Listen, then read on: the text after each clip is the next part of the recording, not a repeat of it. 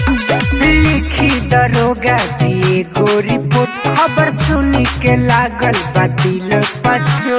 ए दरोगा जी बड़ा दुख की घटना है जी। लिखी दरोगा जी गोरी पुत खबर सुनी के लागल बा दिल पचो।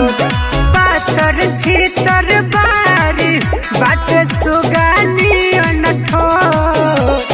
पातर छीतर बारी बाट सुगानी अनठो।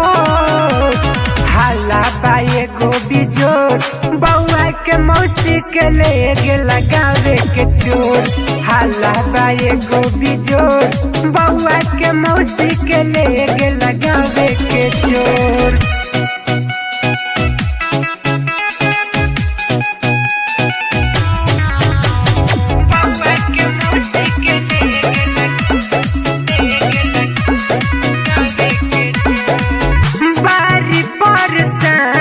भौजी उनकर सब भाई ससुर जी के बात का कही दुख में सासु माई।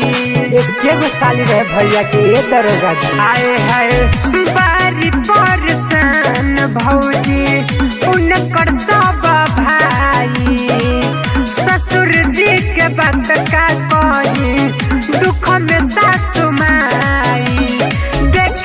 छोटे छोटे बारी बाकी दिलों के बारी कमजोर। हाला बाए गो बिजोर बउआ के मौसी के ले